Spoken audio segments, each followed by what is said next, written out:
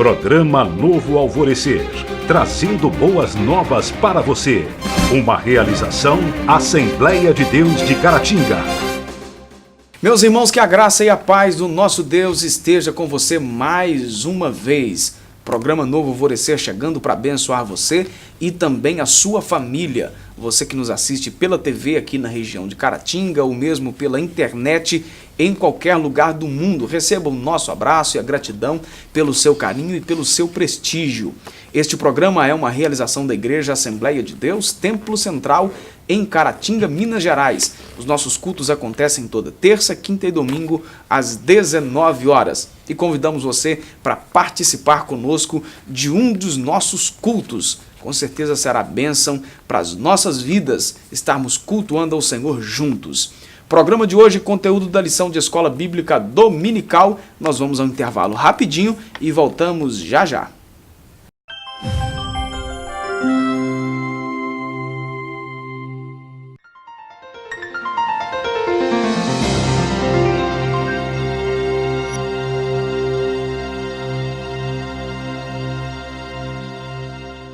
Meus irmãos, nós já estamos de volta com o programa Novo Alvorecer. Comigo aqui no estúdio, pastor Saulo e também o Joás. Bem-vindo mais uma vez, senhores. Amém. Deus abençoe vocês. A lição que nós estaremos estudando hoje é a lição de número 3, que estaremos ministrando na igreja no próximo dia 21 de janeiro de 2018. O tema da lição é a superioridade de Jesus em relação a Moisés. Textuário, Hebreus capítulo 3 e o versículo 3.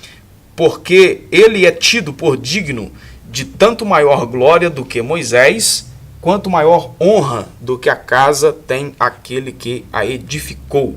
A verdade prática, Cristo em tudo foi superior a Moisés na casa de Deus, pois enquanto o legislador hebreu foi um mordomo, o Salvador foi o dono. A lição que nós estaremos comentando aqui hoje é baseado no capítulo 3, do versículo 1 até o versículo 19 da carta aos Hebreus. Isso mesmo, senhores? Amém. Então, vamos lá? O autor faz uma introdução aqui um pouco extensa em relação ao que normalmente nós vemos aqui, mas eu destaco aqui o seguinte para nós começarmos. Que o autor da carta aos Hebreus dá início ao capítulo 3 fazendo um contraste entre Moisés e Cristo. Aí ele termina a introdução falando a respeito desse contraste entre Moisés e Cristo, definindo que Moisés é visto como um administrador da casa, Jesus como um edificador. Moisés é retratado como servo, Jesus como filho. Moisés foi enviado em uma missão terrena e Jesus numa missão celestial eterna. Nesse contraste que é feito aí, como que a gente entende isso aí de uma maneira legal para a gente não menosprezar o trabalho que foi feito por Moisés? Nós vamos observar então aí que ele faz um resumo da lição nesse contraste. Essa superioridade de Cristo, ela é destacada mesmo na carta aos Hebreus, uma coisa extraordinária. Mas isso também não menospreza a Moisés, porque também a carta aos Hebreus vai elogiar e destacar que Moisés foi fiel. Que é o mais importante trabalho, né? Um importante trabalho, foi fiel, né, no que foi enviado para ser realizado. Né, mas só que aí o contraste, Moisés é contrastado como um mordomo e Jesus como dono da casa. A gente vê que o contraste é muito grande, né? A diferença, a superioridade de Cristo é muito elevada entre ele e Moisés, como nós vamos ver isso em toda a exposição de Hebreus. Né? O escritor Hebreus aqui parece estar falando para judeus convertidos, não é isso? Exatamente. Então, eles têm Moisés como o profeta, né? Moisés como um ícone, né? Um estilo muito maior alto, né? de todos que já teve. E Jesus foi maior, né? Então, ele deixa essa ênfase aqui no capítulo 3, né? Jesus é digno de muito maior glória do que Moisés. Porque Moisés, enquanto mordomo, Jesus é o dono da casa. Foi ele que construiu a casa. E o objetivo dos escritores hebreus é justamente confrontar os judeus, né, para eles depositar a fé em Cristo. Como o Joás está dizendo, para os hebreus Moisés é o maior vulto, né, do Antigo Testamento, é Moisés. Aí vai mostrar que ainda assim Cristo é superior em tudo a Moisés, em tudo. É o que eu vou estar vendo aí na lição de hoje. Né? Então vamos lá então, o primeiro tópico da lição, uma tarefa superior.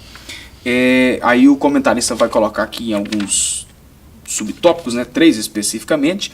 Ele vai falar sobre a superioridade em vários aspectos, né, na vocação, na missão e também na mediação. Nós começaremos aí do primeiro, que é a superioridade da sua vocação.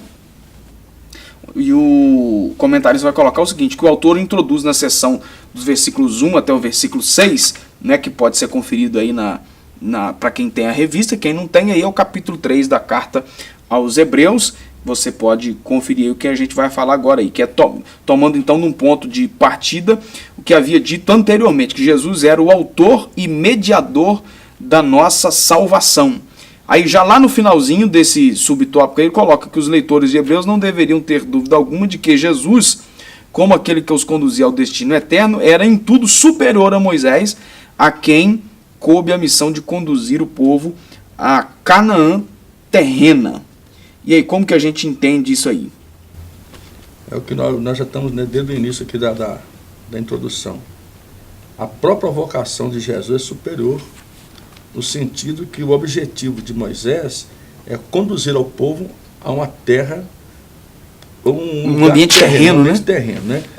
Uma terra prometida que está localizada numa região habitável humana, enquanto que Cristo é conduzir o povo a um lar eterno celestial. Aí já começa demonstrando a superioridade, né, de Cristo. Na sua própria vocação, ele é superior a Moisés, porque o destino de Moisés tinha um objetivo terreno, apesar da comunhão que o povo teria com Deus na terra prometida, as promessas que iria alcançar na terra prometida, mas ainda sendo uma terra algo palpável, enquanto Cristo vem com uma vocação superior a um destino eterno, né? Certo. É importante frisar que, como ele começa esse terceiro capítulo, né, ele sauda os irmãos pelo que irmãos santos, participantes da vocação celestial, né? Essa vocação é maior do que aquela, né? Porque é dos judeus anterior, né? E os santos aqui tem um sentido mais amplo do que no Antigo Testamento até, né? A palavra hagios, né, do grego aqui, ela tem um sentido tanto progressivo, né, como posicional. Você vê em Colossenses 2,6, né, o andar em Cristo.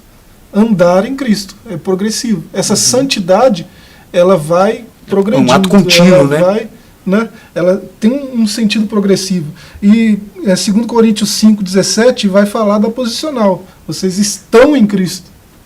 Vocês andam em Cristo e estão em Cristo. Essa santidade é desse jeito, né? Quando eu estou em Cristo e ando com Cristo, eu sou santificado com Cristo, por causa de Cristo, por causa da vocação em Cristo. Por isso é superior do que aquela de Moisés, né, pastor? Moisés não atingia, né, esse Nem de objetivo longe, tão né? alto, né, da própria santidade. Nunca vai ser dito que andavam em Moisés, né, ou estava em Moisés. Porque a vocação de Moisés era apenas um condutor, um servo. Agora Cristo, ele é o próprio Deus que está com o povo. É por isso que nós também estamos debaixo também de uma promessa muito superior a que os judeus tinham naquela época. Então, Moisés andou com o povo, né? Agora vem o Cristo, ele é o próprio caminho, né? Ele é o próprio caminho. Então vamos lá. Uma missão também superior, né? Nós falamos da vocação superior, e agora a sua missão superior. O autor pela primeira vez usa a palavra apóstolo em relação a Jesus, que aí logo no primeiro versículo, né, do capítulo 3, a palavra apóstolo se refere a alguém que é comissionado como um representante autorizado. A missão de Moisés, dando um saltozinho aí, foi tirar o povo de dentro do Egito e conduzi-lo à terra prometida. Mas a missão de Jesus é conduzir a igreja a Canaã celestial. A missão de Moisés era daqui, a Canaã terrena, enquanto que a missão de Jesus tem a ver com a vocação celestial. Eu acho interessante aqui a palavra, o significado de apóstolo, se referindo a alguém que é comissionado. Né? Alguém que foi comissionado, foi enviado e que representa alguém. Moisés, nele cabe esta palavra 100%. E nós vamos observar aqui a primeira vez que usa essa palavra com relação a Jesus. Só que o sentido dessa palavra em Jesus já tem uma conotação um pouco diferente. Porque ele é o próprio que comissiona, ele é o próprio que envia. Né? Então, quando usa o título de apóstolo com Jesus, o escritor hebreu usa essa expressão, ela tem uma conotação muito maior do que para Moisés. Moisés foi mandado por Cristo, pelo próprio Cristo. Agora, o Cristo é o próprio que veio, não comissionado simplesmente, mas ele é o próprio que comissiona Moisés, que enviou Moisés com uma pátria terrena, e o próprio comissionador que envia uma pátria celestial. Nós observando essa superioridade de Cristo de forma detalhada, a gente percebe isso, que ele realmente em todas as questões, todos os detalhes na carta de Hebreus capítulo 3, vai destacando essa superioridade dele, que é sem limite. Que agora ele é o próprio que envia que vem, né? É o que envia que vem. Essa palavra está escrevendo para judeus, né, que falam hebraico, né, aos hebreus. Então, essa palavra apóstolo aí do grego, se você for olhar o significado dela lá no Antigo Testamento, que é shalia, né, no hebraico é shalia. E é nesse sentido de alguém que recebe de um outro alguém e transmite para um outro alguém. Ele só entrega. Né? Então, se Jesus foi apóstolo, foi nesse sentido, que ele andou, tudo que ele fez foi de acordo com o que estava escrito já. Ele não se permitiu andar fora da profecia. E ele não se permitiu andar fora da vontade de Deus. Contudo, né, seja feita a tua vontade, é isso. Era o tempo todo assim. Né? Então ele era apóstolo de Deus, mas ele depois comissionou os outros xalias, os outros apóstolos. Porque estava escrito, que foi profetizado, a lei mesmo foi entregue a Moisés, ele próprio que havia entregado. Ele próprio. Então ele não está sujeito a simplesmente uma ordem de terceiro. Ou seja, ele estava executando um plano que ele mesmo havia feito. Ele mesmo bolou, ele mesmo planejou. Moisés, ele obedecia aquilo que ele via e ouvia. O Cristo é o próprio que falava, que transmitia. Então, como o Jorge disse, quando ele obedecia ou ensinava aquilo que estava na lei, era o que ele próprio havia instruído a Moisés transmitir para o povo de Deus. Para nós finalizarmos aqui o bloco, uma mediação superior. Jesus era superior a Moisés, não apenas em relação à missão, mas também em relação à função que exercia. A mediação de Jesus era em tudo superior ao sistema mosaico e levítico. Cristo era o mediador da nossa confissão. Aí no finalzinho aí desse subtópico, quando confessamos Jesus como Salvador, concordamos que ele em tudo tem a primazia. Ele é o Senhor, maior do que tudo e todos, ele e somente ele é a razão do nosso viver. E aí? Vai lá, Joás. É isso, nele que a gente se move, que a gente existe, nele que a gente anda, nele que a gente está, né? Os textos que a gente já citou aqui, né? De Colossenses, de Coríntios. E quando nós fazemos confissão, a palavra confissão de Cristo, e confessando que ele é superior, nós estamos apenas concordando com ele próprio. Né? O sentido da palavra confissão seria isso, concordar. E nós concordamos, quando ele mesmo assume que ele é superior, nós concordamos com ele. E ele mesmo havia dito para os fariseus lá, né, nos seus discursos, ele disse, está aqui quem é maior do que Moisés. O escritor hebreu vai confirmar essa palavra, que realmente ele falou lá atrás, alguém vai demonstrar por que Cristo é maior que Moisés. E vai demonstrando aí no que nós estamos vendo aí, na própria mediação superior que Cristo tem em relação a Moisés, a Arão. O comentário coloca aqui que a mediação de Jesus era em tudo superior ao sistema mosaico e levítico. E aí? Mais à frente, nós vamos estudar isso aqui na outra lição, o sumo sacerdote oferecia um sacrifício para si próprio e tinha que ser repetido várias vezes. O efeito daquilo ali era temporário, temporário, né? Ele falou, primeiramente, oferecia para si próprio. Cristo não ofereceu sacrifício para si, porque não havia pecado. E o sacerdote continuamente ia voltar a oferecer sacrifício, Cristo de uma vez por todas. Isso vai mostrar a superioridade do sacrifício de Jesus. Na sua mediação, né? E foi uma vez por todas, justamente porque ele não tinha pecado. Por ele não ter pecado, um sacrifício dele foi suficiente. Já resolveu o problema. Para todo sempre. Isso aí. Vamos dar uma pausazinha? Você de casa, não sai daí, o programa Novo Alvorecer volta já.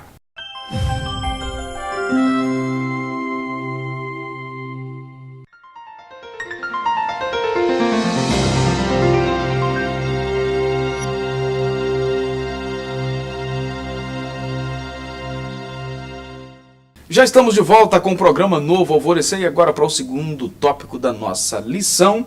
onde o autor coloca o título aqui de uma autoridade superior. E aí 3 subtópicos onde vai ser discriminado esse assunto. O autor coloca que o mérito de Jesus era maior do que o de Moisés.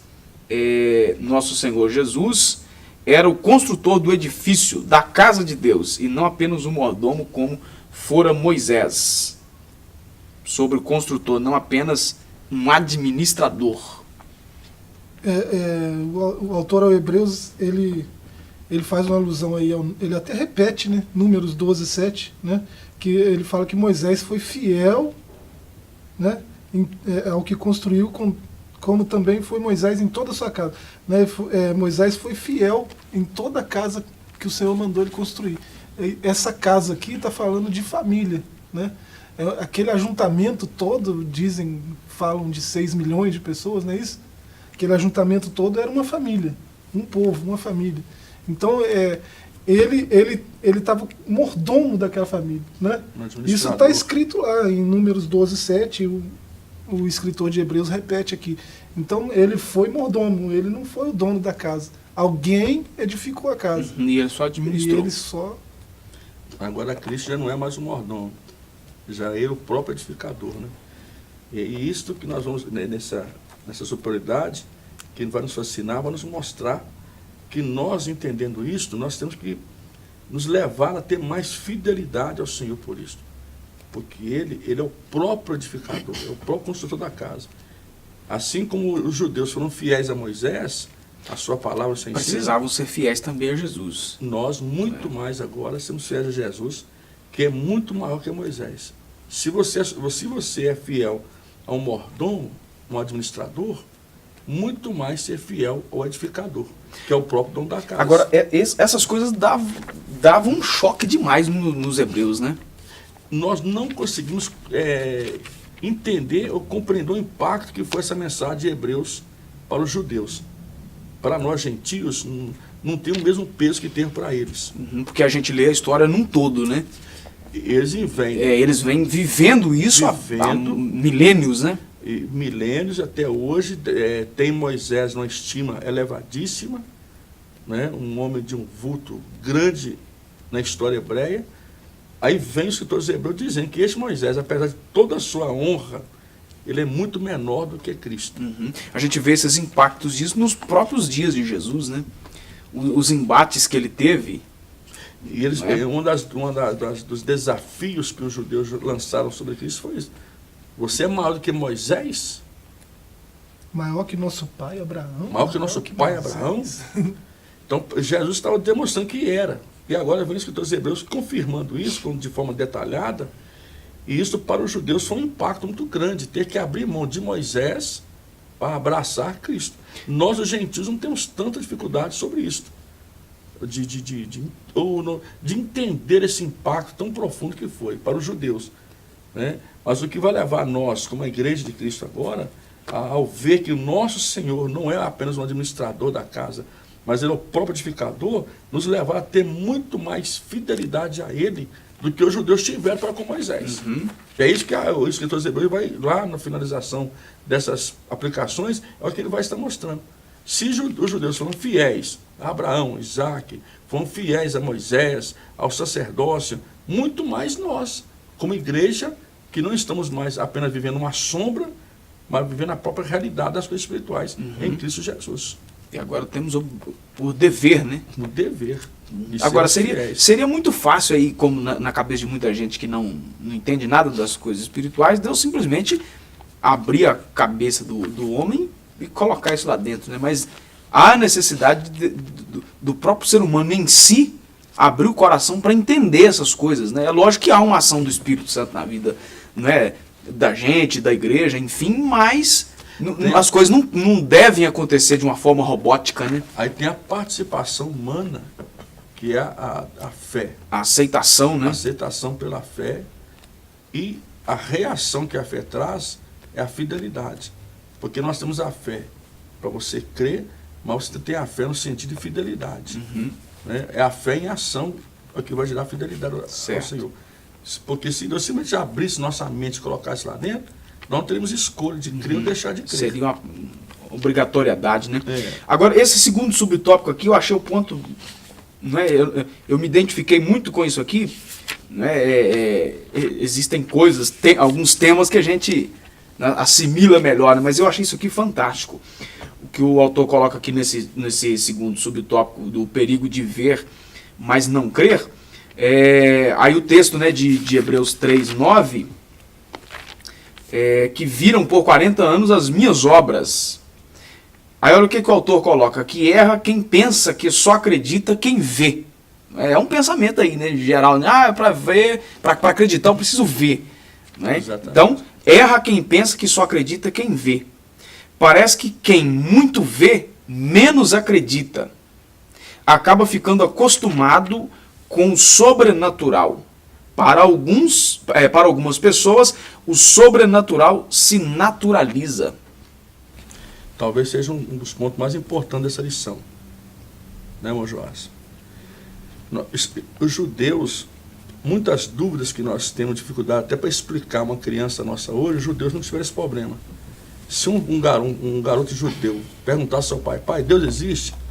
Ele simplesmente mostra aí para o filho aquela nuvem de glória que estava no céu. Deus existe, olha para você ver. Deus está aqui. Algo visível. O maná, todos os dias pela manhã, um milagre acontecia. Todas as manhãs, 40 anos, o maná descendo, sem faltar. Mas eu estou dizendo que isso não foi suficiente. Eles vendo, desfrutando, tocando no milagre, literalmente tocando, mas não foi suficiente para manter a fé deles. No verso 6 aqui, o escritor diz, mas Cristo como filho sobre a sua própria casa, a qual somos nós, se tão somente conservarmos firme a confiança e a glória da esperança até o fim. Né? Ele vendo isso, percebendo isso no meio dos hebreus, ele faz essa admoestação, né? Conservar firme a confiança e a glória da esperança até o fim.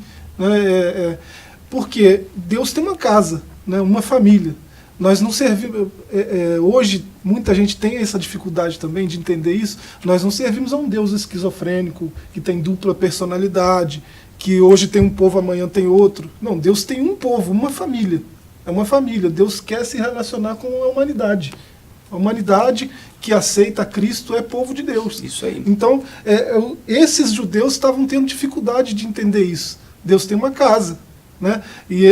Mas a casa não era o povo judeu. Nós estamos vendo gentios aí cheios do Espírito Santo. Nós estamos vendo, né, gente que não é judeu, né? Eles tinham essa barreira, né? Essa barreira cultural, né? De achar que Deus tinha um povo só. Que era uma exclusividade deles, exclusividade. Né? Tá certo, nós vamos ao último intervalo no programa Novo Alvorecer e nós voltamos já já.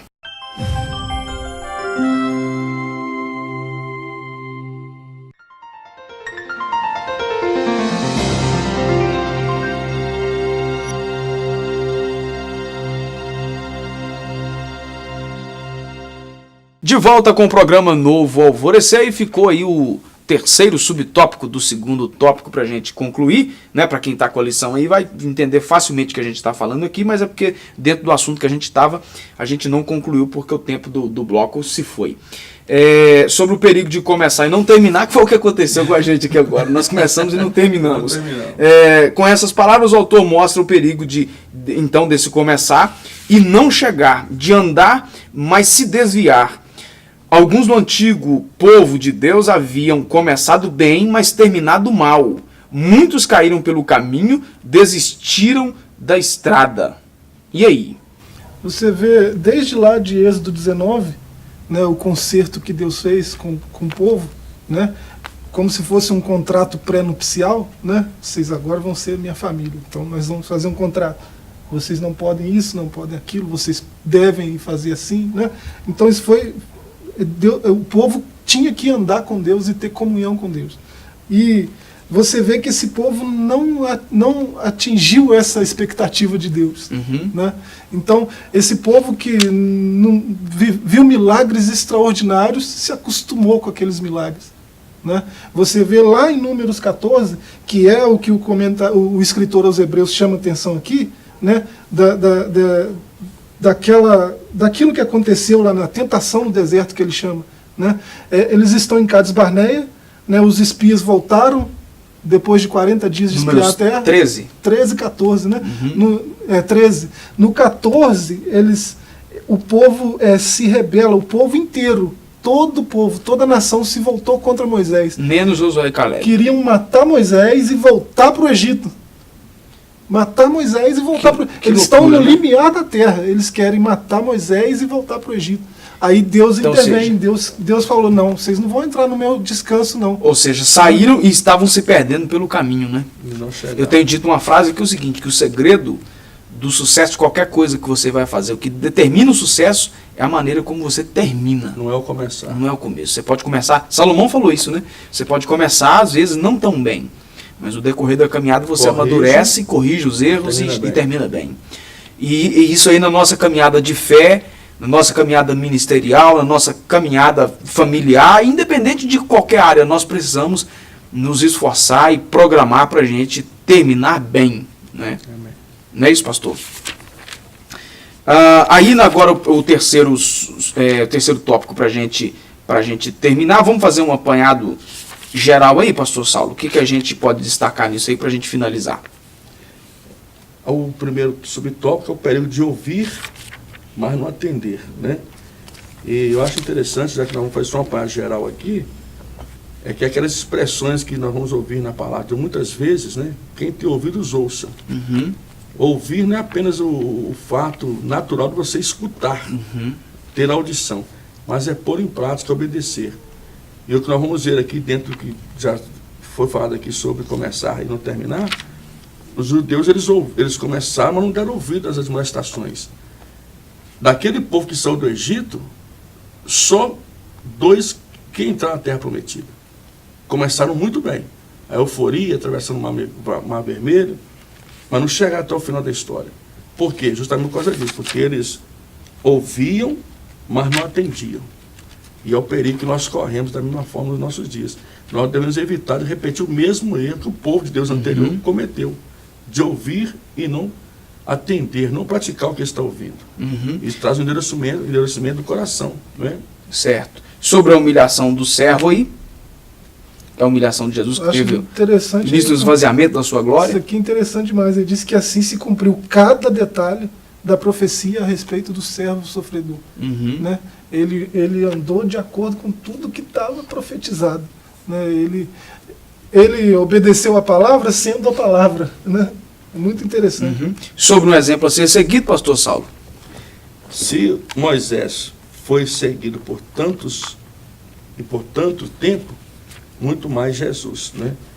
Que se ofereceu um exemplo perfeito, nós estamos destacando aqui, um exemplo melhor do que de Moisés, sem pecado, sem culpa, e ele sim, nós somos instados a imitá-lo, a segui-lo, porque o final, ao segui-lo, o nosso final vai ser bom, na Canaã celestial, não mais apenas na Canaã terrestre. Ok, Joás? Só frisar que o comentarista, a gente não tocou nesse assunto, mas Moisés e Arão estavam sempre juntos e Cristo, o escritor aos Hebreus mostra a superioridade dele sobre Arão. Né? Ele foi um profeta maior do que Moisés e um sacerdote maior do que Arão. Né? Porque Arão parecia muito à vontade no meio do povo e pouco à vontade na presença de Deus. Você via sempre Moisés sozinho na presença de Deus, falando com Deus. E porque ele se sentia mais à vontade com o povo, você vê que ele acabou cedendo a alguns caprichos do povo. Ele fez um outro Deus porque o povo pediu. Se permitiu ser manipulado, né? O que não aconteceu com Jesus. Nós vamos ter uma lição aqui que vai mostrar essa superioridade de Jesus, hein? Porque tem um sacerdócio superior. Né? Nós vamos destacar bem isso. Certo. Pastor Saulo, obrigado mais uma vez. Joás, Deus abençoe vocês. Você de casa, nossa gratidão. Frisando aqui que nós esperamos você na nossa igreja para participar da escola bíblica dominical com as aulas presenciais aqui, que acontece todo domingo às 8 da manhã. No Templo Central da Assembleia de Deus, na Rua Princesa Isabel, 52, no centro de Caratinga. Você que me acompanha pela internet, você pode procurar aí uma Assembleia de Deus pertinho de você. Pastor, moro distante de uma igreja Assembleia de Deus, tem uma igreja evangélica séria perto de você, visite lá e participe e será bênção para a sua vida. A você a nossa gratidão, fique na graça e na paz. Programa Novo Alvorecer, trazendo boas novas para você. Uma realização Assembleia de Deus de Caratinga.